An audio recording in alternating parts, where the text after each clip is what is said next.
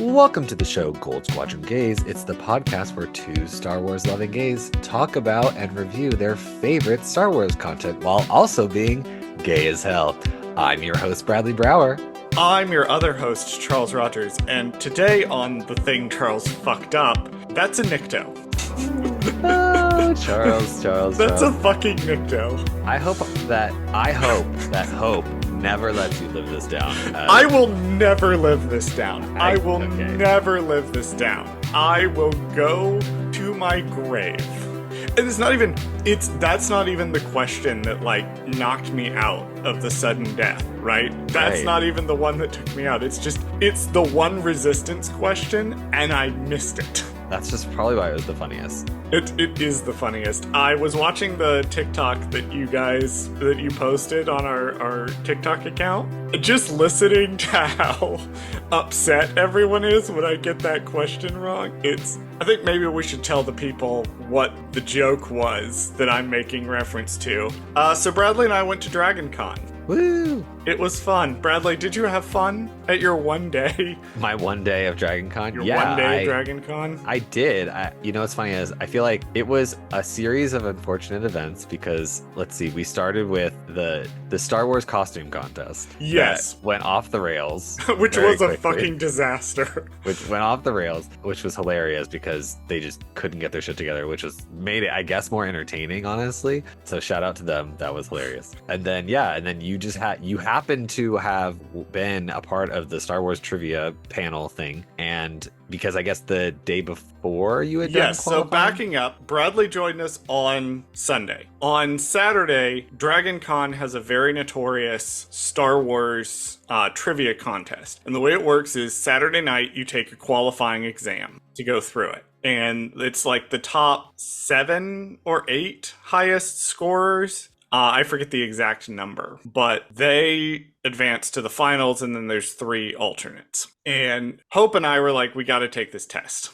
I, in particular, was like, I can't go to Dragon Con and not take this test. And I'm like, I'll probably get like a 30. Because I remember my score last year was like 20-something. I took it online. Like, it was not that high. I was like, maybe I'll get 30. Maybe I'll be an alternate. You know, it'll be fun.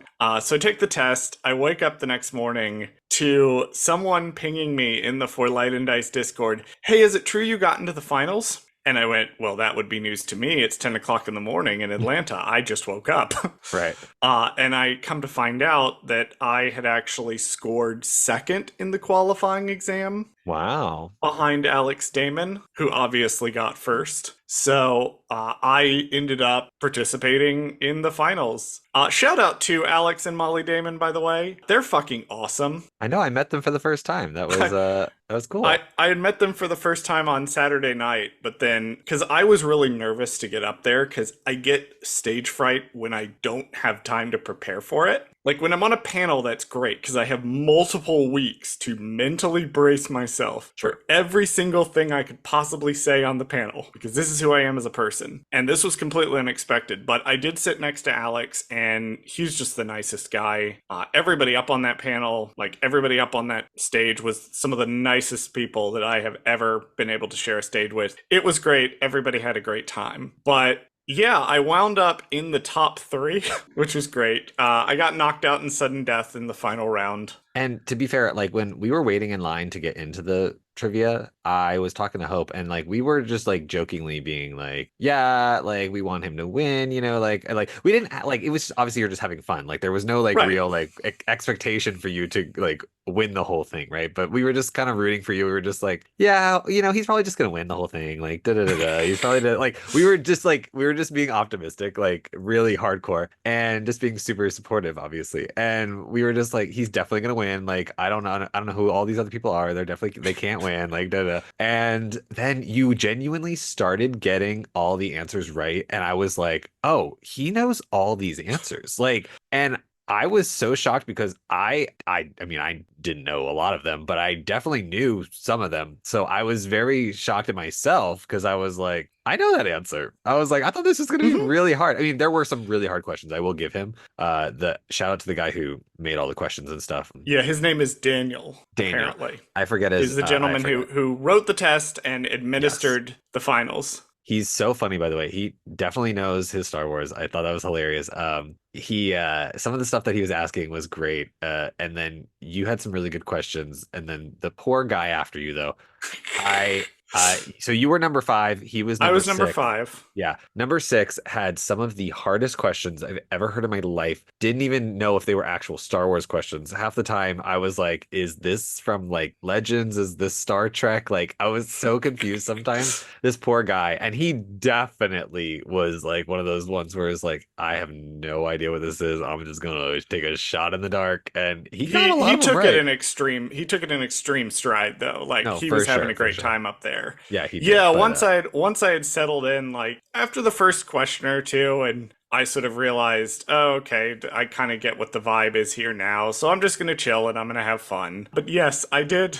I did answer every single one right in the first round. yeah, I was And then very like, wow. I got into, I'll say this, I got into the third round because in the second round, there's a question about what's the name of the Bad Batch's ship, basically. And the guy was very specific. He would only count the correct answer with no words added. And somehow, outside of the show, the ship is come to be known as the Havoc Marauder. But it's never referred to as the Havoc Marauder in the show. And I put the Marauder, and that's how I got my point to get into the final round. But I did this because we had just covered the Bad Batch for 16 fucking weeks. I love it. And I got used to saying the Marauder. Yeah, I didn't even know Havoc was a part of it, There honestly. was one round in the first one that was like, it was so good to have Bradley in the room because Bradley and I, there was a moment where he announced like the next category is going to be the Bad Batch. Right. Bradley and I like look at each other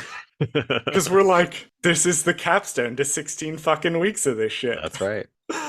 No, it was honestly really great. I loved it. It was an honor to be on the stage. Alex and Molly are fucking fantastic people. Everybody I met that was in the trivia was a fucking fantastic person. Obviously, I did more stuff over the course of the weekend, but that was probably the highlight was competing in the trivia. So now I have a piece of paper that says I'm good at Star Wars that I can put next to my piece of paper that says I'm good at writing. I was gonna say we need to frame it and like get it I am gonna embossed and frame like it. It's in a file folder in my backpack. I haven't even unpacked. Like I got back from DragonCon and went to work the next day. nice. Like I haven't even unpacked my backpack yet. I've unpacked my clothes because I needed them for work, but I haven't unpacked my backpack yet. It's in there. I'm gonna get it framed. I'm gonna put it right behind me, probably on my wall forever. Love it. Oh yeah, that was a lot of fun. Bradley, you should compete next year.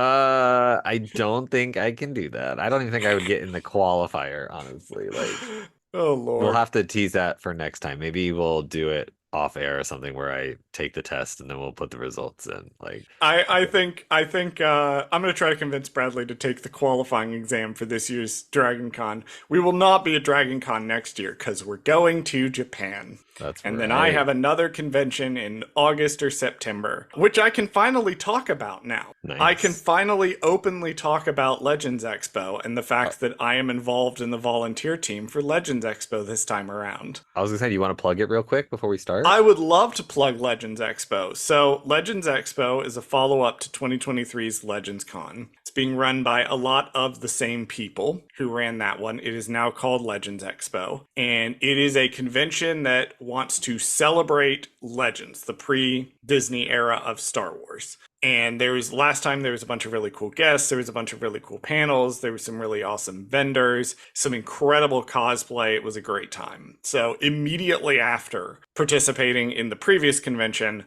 I contacted the people who run the show and were like, I would like to volunteer. So I am volunteering for Legends Expo. It's coming in 2025, sometime around the late summer, early fall. We don't know exactly when, and we don't know the venue yet. But when we do those things, you can follow Legends Expo on social media and you can find out where all of this is going to be. It was a great time. Last year was like a really positive time, a really fun time. It's great to show up and like actually celebrate Legends as opposed to just being in some sort of weird culture war over Star Wars. Right. Because I like Legends. I like Legends a lot. I feel like I can never talk about this because it's always wants to be compared to the new stuff. And I'm like, that's not how this works. Anyway, Legends Expo. It was formally announced that I'm on the team. So you're going to be hearing more about Legends Expo as we go through 2025, which is going to be a big year for us. Between Legends Expo, Star Wars Celebration Japan, Andor Season 2, Oh, some that's other what else. stuff that we talked about in the pre-meeting. I finally convinced Bradley to do something that I've been wanting to do, and we found room in our schedule for it. So we're going to do this thing that I've always wanted to do on this show. But what we're going to do for now is talk about some canon stuff that we have to talk about today. What are we talking Boring, about today, Bradley? boring old canon stuff. Look, pay close attention because a lot of the things on the Star Wars qualifying trivia exam I knew because of this show. There was a question about the names of the Night Sister mothers in Ahsoka, and I only knew that because we looked it Because up we for this covered it. show. That's right, we covered it. So pay close attention to this show. That's going to be my marketing gimmick for like the next year because that's who I am as a person. Anyway, let's talk about Tales of the Empire. I was gonna say, speaking of Night Sisters, Speaking of Night Sisters, Tales of the Empire. So, for those of you who don't know, we're going to be covering the Tales of the Empire into two parts. Part one, we're going to be focusing on the Morgan Elspeth story, and then part two, we're going to be focusing on the Barriss Offee story. This is just the way we decided to do it this time around. I think it makes more sense. Also, I think with Tales of the Jedi, it was kind of intercut, and it was like the flow was a little weird. And also, I don't think that honestly, with Tales of the Jedi, I don't think the stories, even though they were like the three were about Dooku and the three were about Ahsoka, I don't know if the stories really kind of flowed as well as this group does. So we're I'm just going to gonna bring that up when we talk okay. about Morgan because I watched them again this morning to prepare for this episode. And when I watched all of hers in order, isolated, not just trying to get through them to get to the Barriss episodes, Right. I did more see how the three flowed together. Yeah, me too. Like it made more sense to me that the For three sure. of them do tell a cohesive story. Now, do they tell that cohesive story? Well, we'll get to that, but So the Morgan Elspeth episodes are described as such. After losing everything, young Morgan Elsbeth navigates expanding Imperial world towards a path of vengeance. Charles, normally I would ask you one thing you liked about the episode, one thing you didn't. This time I'm going to ask you, which of the three stories did you like the most, and which of the three did you like the least? the one that I liked the most was probably episode 3, the one with the New Republic ambassador who shows up and gets extremely murdered by Morgan. Okay. I liked that one a lot. I love Morgan in her villain era. The one that I liked the least was probably episode 2. Not a big fan of episode 2. It's the most narratively distant from the other two, and it also we'll dive into it when we get into the episode, but I felt like it wasn't a strong episode for Morgan's character. I felt like the episode was more about the Thrawn reveal and like explaining how she gets in touch with Thrawn. I'm also not super clear on whether or not this contradicts information we got in Rebels, but I've been told that it does. Okay, we can talk about it when we get to that episode. But Okay.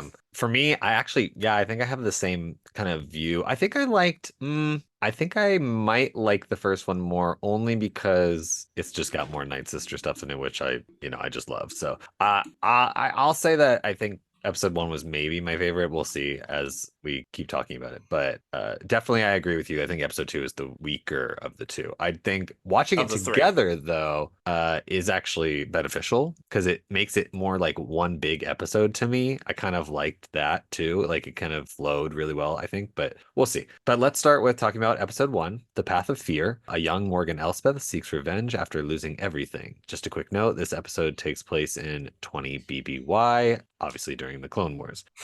Obviously during the Clone Wars.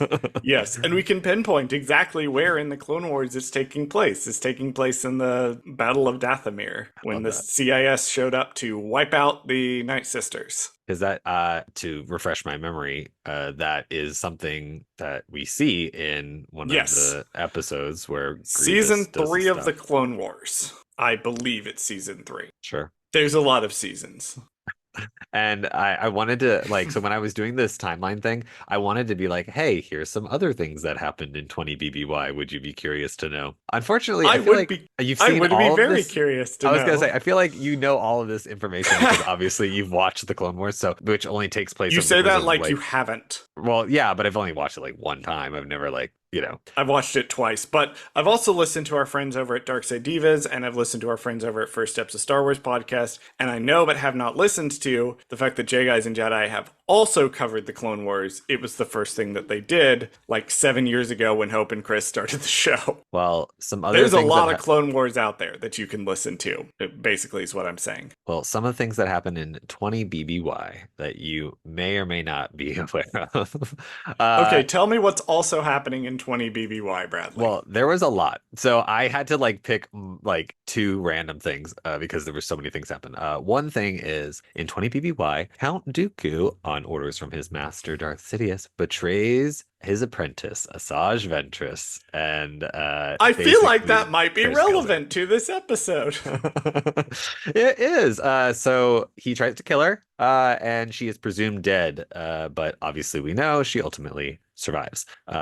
Also, semi-related, Savage Opress locates his lost brother, Darth Maul. And one thing I did find interesting, the episode never brings it up, but knowing the broader context of the Clone Wars episodes, I thought it was interesting the amount of devastation and death that occurs in this episode and like the impact on Morgan. Knowing it's like 3 or 4 people at the top that just have mad beef with each other. That's the whole reason this is happening. Right. Is because of like 3 people. It is wild to think about, It is actually. wild to think about watching the opening of this episode and watching the Night Sisters get fucking slaughtered Yeah. and thinking, yeah, this is because like 3 people don't like each other. Yeah, And and it's honestly, yeah, that sucks. it's really interesting to think about that concept because when we look at like the movies and the Clone Wars TV show and such, a lot of it is like the people making the big galactic decisions, right? You have your Anakin Skywalkers and your Sheev Palpatines and your Ahsoka Tano's and your Luke Skywalkers and your Leia Organas and all that. And we're used to following them. But then one interesting thing about Star Wars being this broad multimedia franchise is you can see how those decisions ripple out and affect other people. That's what I had to think about this episode because there's not much going on in this episode beyond that.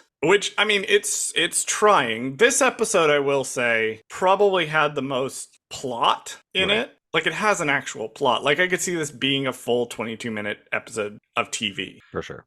Morgan gets picked up by the Singing Mountain clan, and they, like, try to take her in, but she really wants revenge, so she gets a bunch of their people killed. Like, there's an actual plot here, and it's this sort of start of darkness for Morgan. We're not going to delve into, like, the trivia of all of this, but it is an episode with a beginning, middle, and an end, and I did like that about it. It was definitely one, especially thinking about sort of the next 2 episodes and the plots of those. The next 2 episodes are more about things that happen. Right. And this episode had a journey that we went on. I think I liked 3 more. I think this is the strongest episode now that I really stop and think about it. Yeah, that's why I kind of think like sort of said, I think I liked this one the most because it gave us the most like here's why she is the way she is. Here's what her kind of path begins on. Like it was a really I think it was a good origin. Comparatively to Ahsoka's first episode, I don't think was as strong because obviously she was a baby. Like she didn't do anything. She's not an active participant in that story as much as No. Morgan is here. So I think like, for example, when you have that kind of episode where you're like, here's the origins of a major person that we care about, then like this one's really giving her something to do and giving her an actual purpose and stuff. The other one was kind of like things happen to Ahsoka and she doesn't have a lot of autonomy in that episode, unfortunately. But Because she's a baby. right.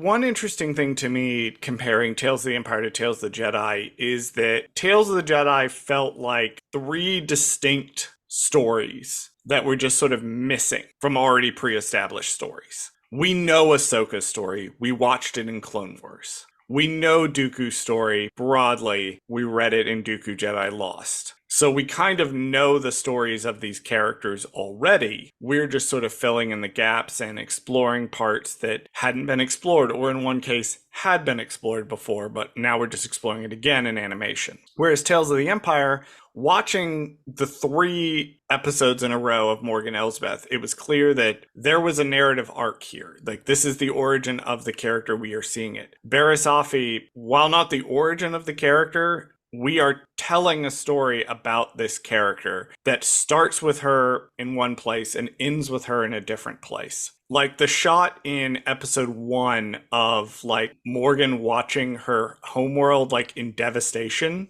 and then she kneels down and she grabs a handful of the dirt and you can see tears streaming down her face. By the way, this is some of the best animation has Oh, ever looked arguably in the look at these six these episodes. episodes. Yeah, for sure. Like, we thought the Bad Batch was good. This blows Bad Batch out of the water. I mean, Like, it's yeah, for sure. Like even just something as simple as like there's a part where she's like at a campfire and she's like you like touching the fire or whatever. Like I looked at the flames and I was like, why does this look so fucking good? Like it doesn't make any sense to me.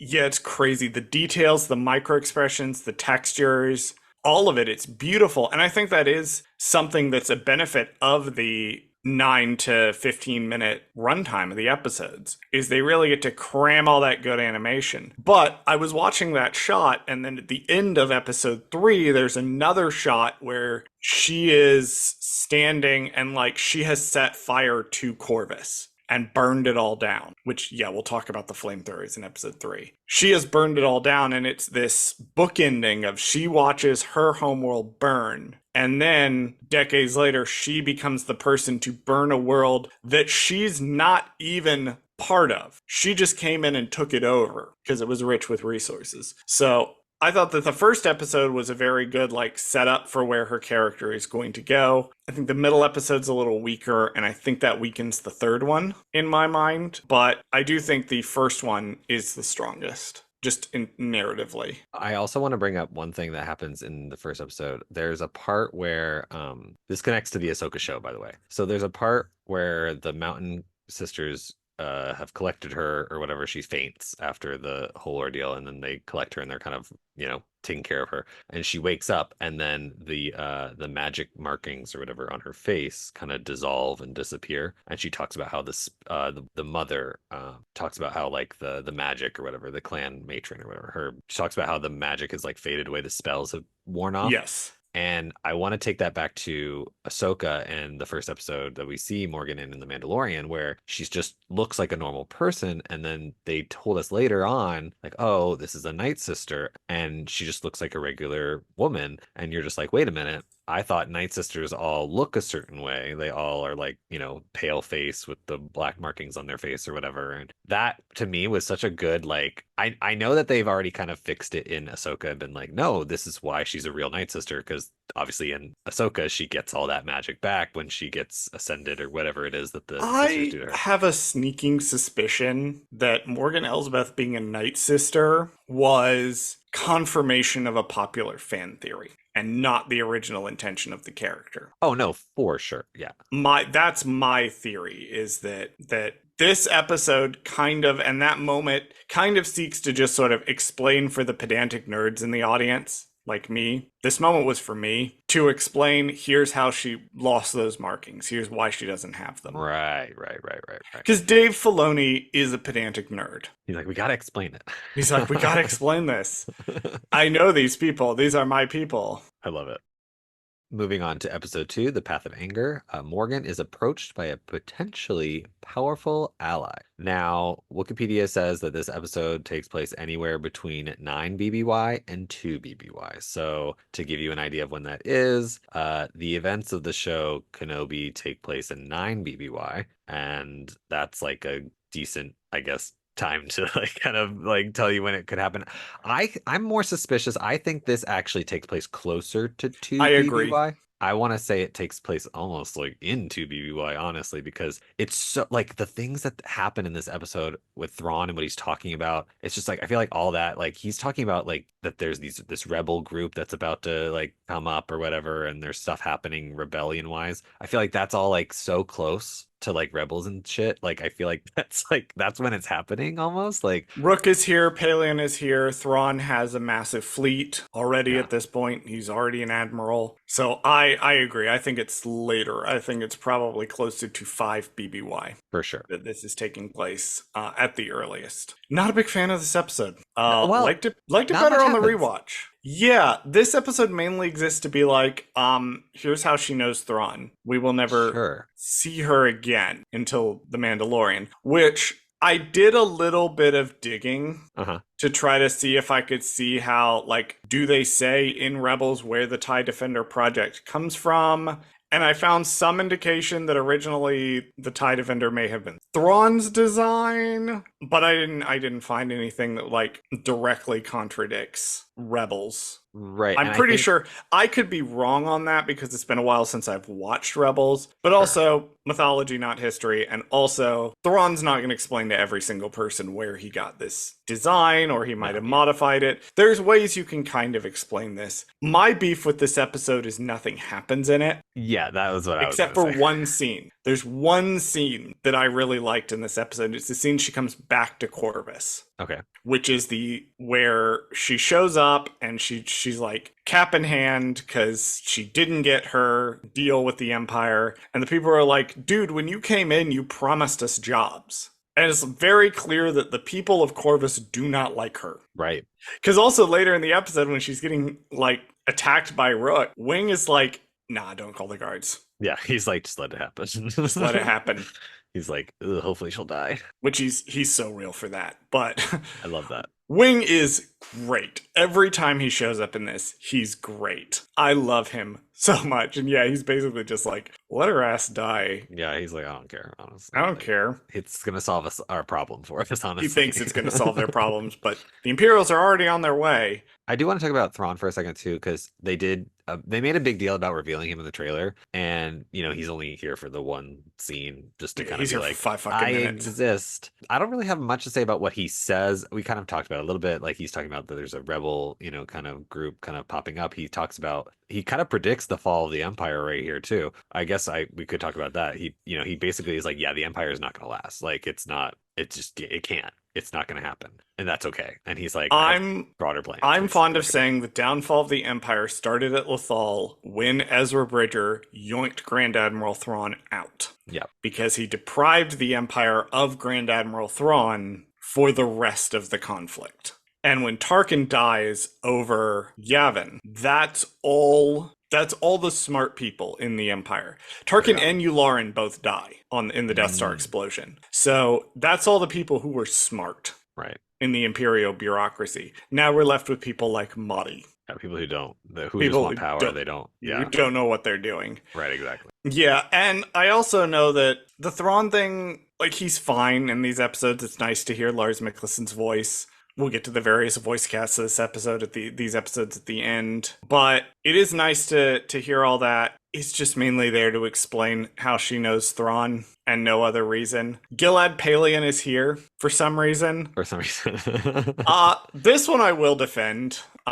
I know that if you want to hear my full thoughts on Gilad Paleon versus Eli Vanto being in this episode, I am going to actually direct you to the Guys and Jedi episode on this because I sent Hope like a 3-paragraph essay on why I'm not mad that Paleon is here and this isn't Eli Vanto. So, but my thoughts basically boil down to number one, we need to introduce Paleon to the audience somehow because he is clearly going to be important. Number two, Thrawn clearly has a fleet at this point. He's not going to send his boyfriend to some stupid meeting with dumb Imperials that he hates. He's going to keep his boyfriend on the Star Destroyer with him. And I forgot what my third point was. I think it basically was that Thrawn's not going to send Eli Vanto to this meeting. I would have thought that putting Eli Vanto in this, there's an accessibility argument to me. Like, I don't like when a character turns up and we have to go read a book to find out who they are. if you're gonna have a character turn up, you need to be able to explain who that character is very succinctly. And I think that Palian is just easier to explain because he's a generic old Imperial guy. If it's Eli Vanto, the audience is going to be like, wait, who's that guy? I don't know who that is. Right. And I think also in a more practical, like real world problem, now we have to be like, if we introduce Eli, then we have to be like, where was he in Ahsoka? Why is he not a part of Rebels? The Why is he general not, audience is going to have these questions and they're Yeah, not going to like to be told, read a book and find out. Like, I right, love the exactly. books. I am like number one book advocate. I made a sarcastic joke earlier about one of the books, but I do think this is one of those cases where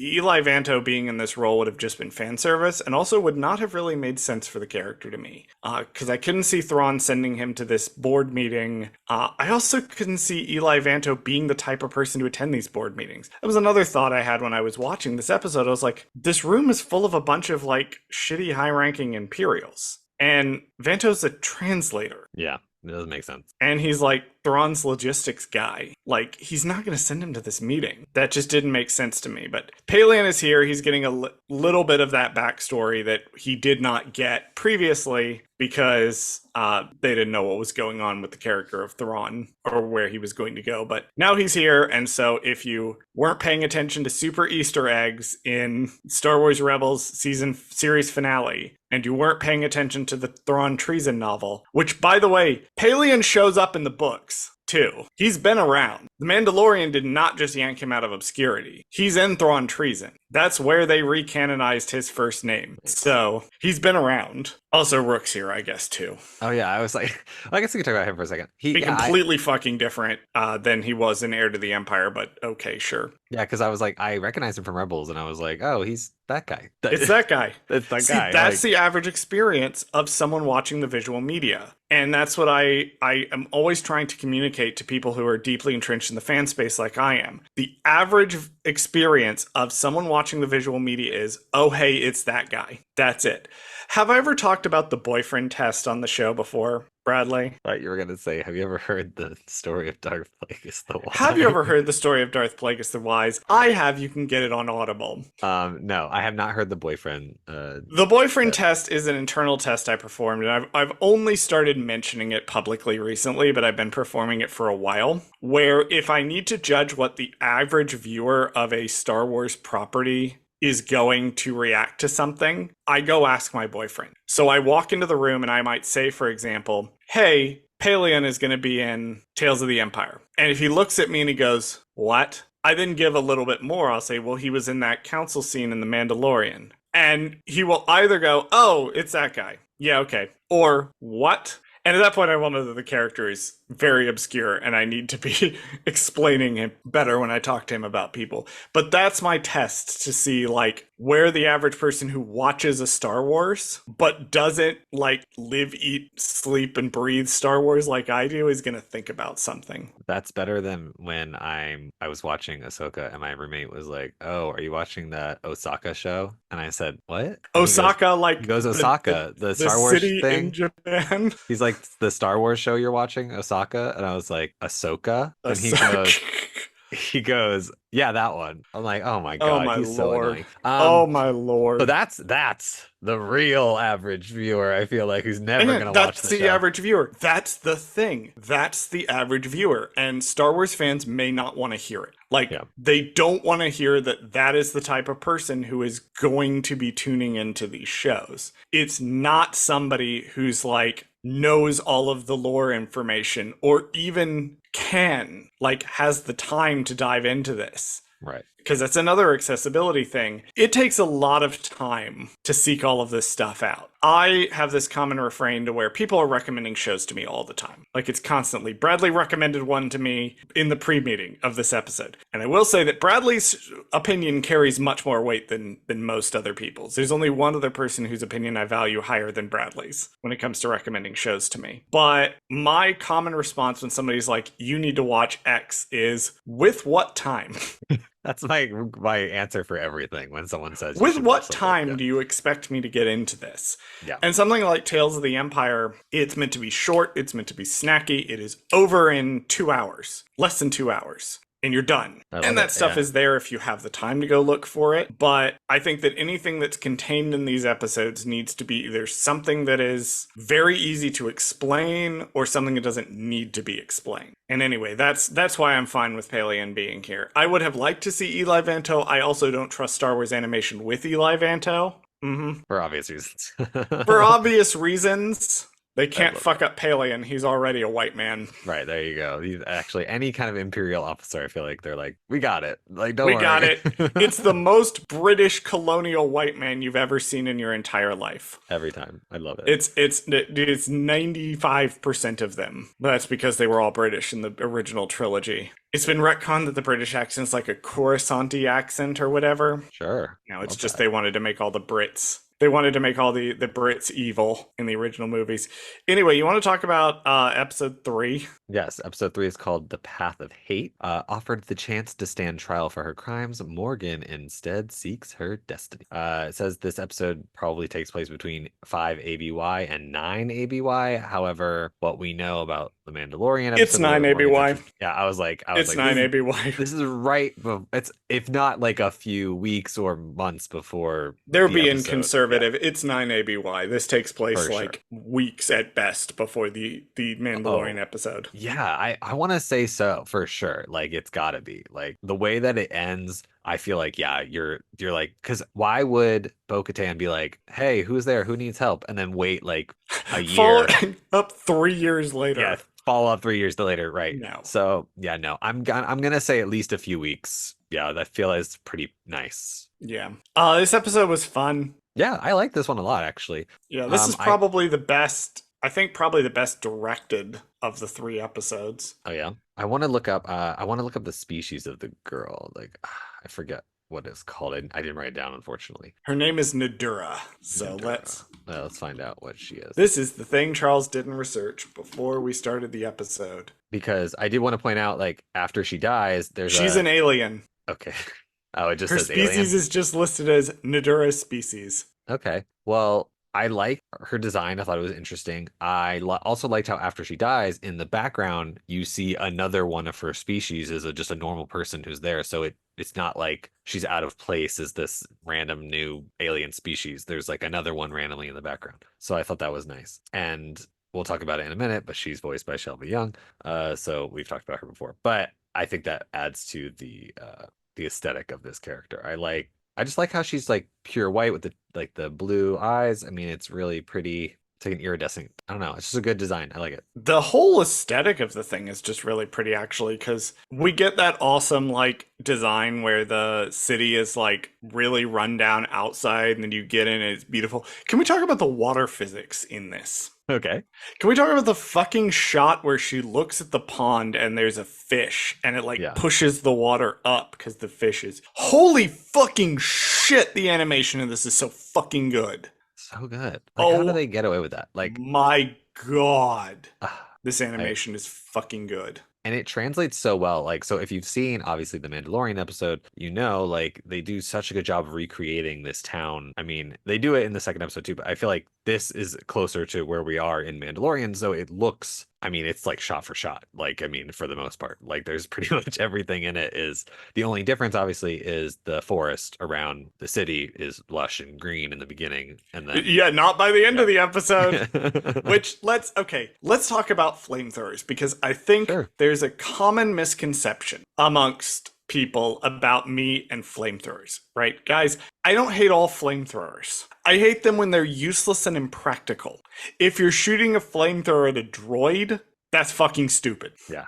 Why are you doing that? If you are using it to burn a forest down, that's great. A plus use of your flamethrower. That's the correct use of a flamethrower. I like it. So yes, Yeah, they burn do. down a They do forest. also burn the village down. Mostly, it looks like just to be petty. For sure. And then also I want to bring up one little thing that kind of bothered me about this episode was and the one before, they don't explain the spear. She just kind of has They it. don't. Well, I don't think they feel they need to Not that they explain had to. everything. No, of course not. But I feel like it because it's such a plot point of the Mandalorian, like this is a Beskar spear. It was made from melted down Mandalorian armor. Like I feel like one of these episodes maybe should have been she kills a Mandalorian person or whatever, and like she melts down their armor and like makes the spear. Like I feel like that kind of would have been like a decent episode, no? Like We only I had a don't know. limited amount of time, I think. No, for And sure. they Well, really wanted to do the origin right before, and then they had yeah. one spot in the middle. And I think they picked Thrawn as the big thing that they needed to explain. And I'm gonna be petty though, because I feel like there should have been Okay. 4 episodes, and I'll this is where we're Okay. gonna talk about the title of the episodes. So the title of the episodes are The Path of Fear, The Path of Anger, The Path of Hate, right? Oh, we're missing suffering.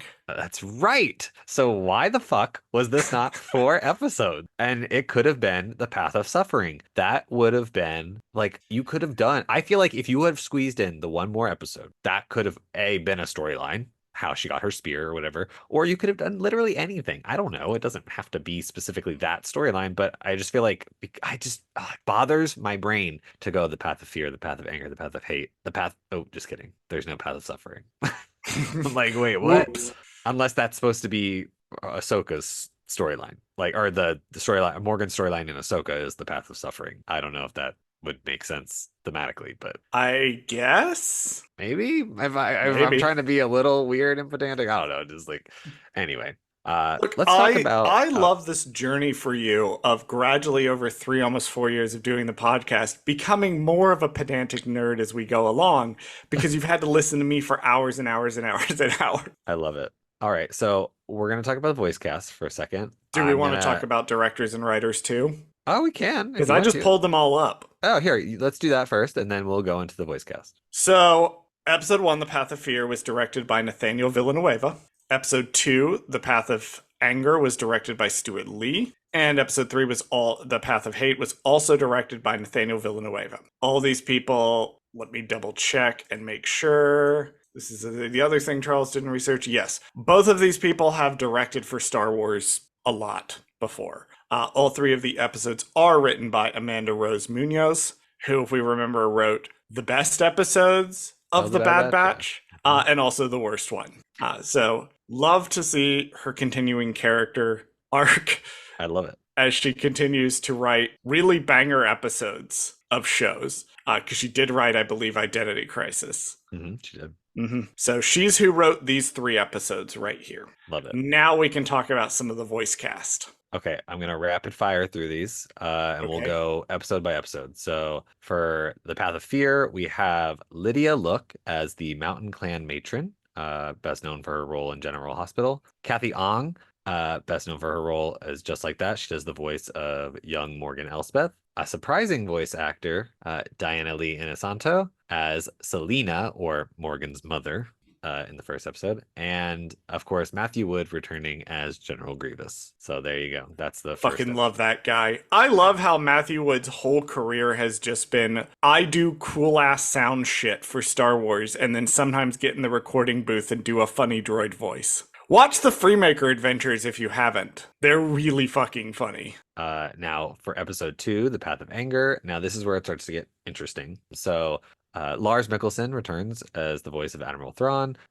Xander Berkeley as Gilead Palian, Gilad Palian. I'm sorry, who also plays him in The Mandalorian briefly. So he's one of the few people in Star Wars who plays both their animated counterpart and their live action counterpart, just like Lars Mikkelsen. Diana Lee Inosanto as Morgan Also Elsbeth, playing her animated. also playing as her animated Also playing thing, her animated form of the character she played in live action. which I find great. Wing Ti Chow as Wing, cleverly named. Very quickly, if we need a recap of why Wing Ti Chow is named Wing, is he was originally a cameo. He was a Disney Imagineer who just appeared in these episodes. He was a Disney Imagineer who just sort of was in these episodes.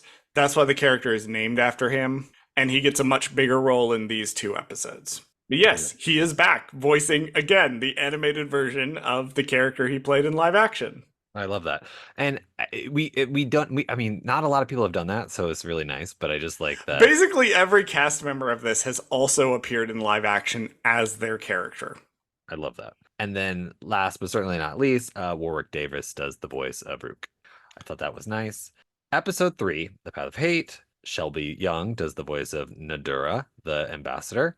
Steve Bloom as the New Republic Guard, or I guess his name is Reggie, and the credits, who is You've also the you've voice of. heard both of these names I was before, gonna by the way, say, listener. You've heard Shelby Young and you've heard Steve Bloom before. right.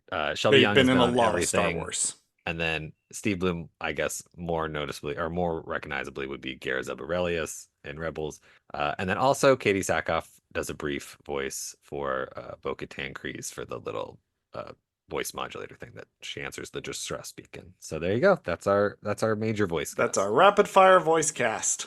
All right, Bradley, do you have any final thoughts on these 3 episodes? I thought this was good. I think Morgan definitely is one of the characters that I believe needs one of these. I think that the or a Tales episode, I will say. I think there's a lot of characters that could use Tales episodes. Morgan is definitely was on my top for when we've talked about. I think we talked about this when we were doing Tales of the Jedi. We were talking about the different variations of the show that you could do and things that people that who could get Tales episodes. Morgan was up there. We definitely were like, she needs more backstory. She needs more We also to talk complained about. a lot about this during Ahsoka. True. We And complained a yeah, lot about the fact that her backstory was much weaker than either established characters or characters like Balin Skull and Shin right. Hati, who we got the sense of their backstory enough to understand them. Sure. And I think that, yeah, Morgan definitely needed this. I also think that, whereas I think these 3 episodes are good, I think that it still leaves me wanting more for Morgan's character. I still think we need a little bit more. I don't know what that more is. I'm not in the realm of coming up with the writing here, but I think a novel at least would help kind of balance the scales a little bit with her character. I think we have a little bit here with this. I think this is a good starting point. I kind of want to fill in a little bit more gaps. I think you're right when you said that the Thrawn thing like is good, but I feel like we need a story with her and Thrawn that really establishes their relationship slash connection to each other. That's not just I like you, you should work with me, and then be done and never talk to each other again until Ahsoka. You know, I need another story where Morgan does the bidding of Thrawn to some capacity and is successful, thus cementing their relationship. My What about final thoughts are that I liked this block of episodes a lot more when I was not racing to get through to the Barris episodes, and when I kind of could see the broad overarching like story of how she goes from being someone who is a victim of horrific violence to someone perpetrating horrific violence. I do agree that I would like to see more of her. I would like to see like more in between where she is. These episodes are not as disappointing as they were to me when I first watched them. The animation's very impressive. The voice acting is very impressive. It is fun to see certain characters pop up. They are not as strong as the Barris episodes. I will say that. And that's a good segue into next week we're doing the Barris episodes. I love it. I think that it's actually a great segue because one, the Barris episodes are like it like I don't know why they balance so well, but they do. But somehow I feel like the Tales of the Empire episodes balance well with the Ahsoka show in that it was like, hey, here's some things from the Ahsoka show, and then let's throw them in this Empire show. Like, so I think that they just did a good job of like being like, you want more Morgan? Well, here's more Morgan. You want more things that have to do with Ahsoka adjacent? Well, that's Barriss Offee. Like that's what it is. We never got Barriss in Ahsoka because I think one of the prevailing theories or one of the things that people talked about when we covered Ahsoka was who is, Who Merrick? is Marak? Why Why is the he fuck is here? he here? Yeah, why What is he is here? his Is it purpose? is it Barriss underneath the mask? In a way, they did answer that, and we'll talk about it next week. But I feel like they did that storyline without doing that storyline, and that's what I really like about the next 3 episodes. So next week we are going to cover that Inquisitor show that Bradley always wanted. And then we're going to take a week off because Bradley's current production is wrapping and he needs a week to do his job. After that, do we want to talk about what we're doing after that? Because it actually transitions really nicely from Tales of the Empire to what we're doing after that. We can talk about it next week because I feel like Let's it'll be talk more about it next timely. week. Yeah, Come teaser. back next week to find out what we are doing after Tales of the Empire. It is not a TV show. Anyway, pluggables. You can find Bradley on a whole bunch of different reality TV shows in the credits, including such shows as Married to Medicine, Temptation Island, and a new season of a show that just got announced. That's Bradley, right. when is The Circle Season 7 coming to Netflix? So you know how the running joke was that you were like, I don't want to talk about The Circle season 6 anymore. And then you were like, I got my wish! you got your wish because guess what? Season 7 of The Circle is going to be airing on September 11th. And actually, I guess that's when this comes, right? When is this episode coming out? This episode comes out on September the 9th. On the 9th. So okay, so then in 2 days two later, days, you there can you go to Netflix and watch right. The Circle Season 7, in which Bradley worked on. I don't know if I said this with season 6 or if I was trying to keep it a secret, but basically when we filmed season 6, we filmed season 7 immediately the week after. So it was back-to-back filming. I don't in think Atlanta, you so revealed that publicly. Okay, good. So now I can say it because Now it's you can coming say out. it. So there you For go. That's all why the it came out so all soon. the reality TV gossip, I feel like one of these days you're just gonna start dropping reality TV nuggets at the end of these episodes, and someone's gonna find out.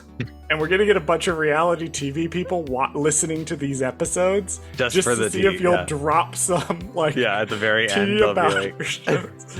they'll be like, you have to listen to the whole thing just to be able to hear it at the end. Like, September 11th on Netflix. On my side of things, you can hear my voice on For Light and Dice, a Star Wars TTRPG podcast set in the High Republic, which is DM'd by our friend Chris from Darkside Divas, and also co-stars Hope from J Guys and Jedi, Jess from RuPaul's Pod Race, Colton from Nerdsmith, and our friend Robin. You can also find gay thriller mystery novels that I write on Kindle Unlimited. It's the Beach House Studios series. Beach House is one H and one word. All right, Bradley, we're halfway done with Tales of the Empire. Aren't you glad we didn't do like one episode a week this time? I am very happy that we didn't do it like that. I am also very happy. I'm also happy about running the socials. Thank you for listening to this episode of Gold Squadron Gaze. Did Charles fuck something up?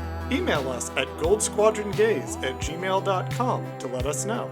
You can also find us on Twitter at @GoldSquadGaze, and you can find us on TikTok and Instagram at @GoldSquadronGaze. You can also find us on YouTube at our Gold Squadron Gaze YouTube channel, where we post full episodes of this show. Finally, if you liked the show, don't forget to rate us and give us a review on your favorite podcast platform.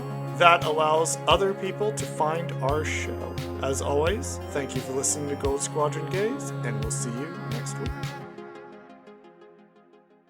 We are fucking done with TV shows for a hot minute. We need a month off. We need to do something that is not fucking TV. I am so tired of covering TV show episodes. We need to do something else. This is why we changed our whole intro.